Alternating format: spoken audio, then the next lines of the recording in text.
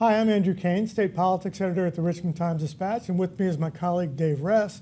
We're here to talk about some of the hundreds of new laws that take effect on Saturday in Virginia and how they might affect people's lives. So Dave, one of the new laws that is going on the books gives folks a little bit more notice when their rent is going to increase. Yeah, I myself got lucky. My landlord gave me about 5 months' notice that the good news that my rent won't increase. But the new law says if you have an automatic renewal or if you have an option to renew, the landlord needs to give you at least 60 days notice of an increase. That's something that is going to make life a lot easier for a lot of tenants. Absolutely. Another new law that takes effect is going to affect people if they're out in their cars and there's a disabled vehicle. I have really strong feelings about this, especially after the year when all 4 of my car tires at various points blew out. You're on the side of the road, you need to change the tire, people whizzing by. The new law says you got to move over, at least if the hazard lights are on. And so this is a big move. You already have to do it, of course, for police and emergency. And now that unfortunate with a flat tire also gets a break. So be careful out there. Another one is that for pregnancies, pregnant moms don't have to go it alone. Folks have been put on notice that they're going to have to pitch in, right? Yep. We were married when my kids were born. Wasn't an issue. Sometimes it hasn't been formalized by law. This new bill says dad's got a role to play too.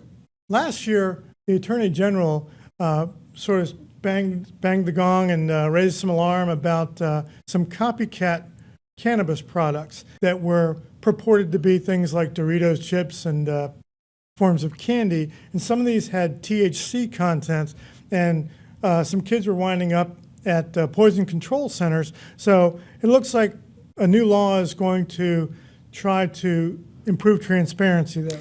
Yeah, detailed reporting on how much of the active stuff in marijuana that you then process into food products is actually there. There's going to be standard size and warnings about kids. So this is both THC and the cannabinoid oil. So one other one I wanted to mention is regarding smoking. There had been some distinction in how insurers could treat people who smoked, and now that distinction's going away. That's right. Insurers are able to charge a premium, or had been able to charge a premium for people who smoke. They won't be able to do it as of July 1st. The testimony was basically that the additional claims that came because of smoking were not really in line with the additional charge. Okay. Before we get out, any others that come to mind that you want to highlight? There were a couple that struck me. I don't know if you ever go online and sign up for a subscription and then find, geez, it keeps getting renewed.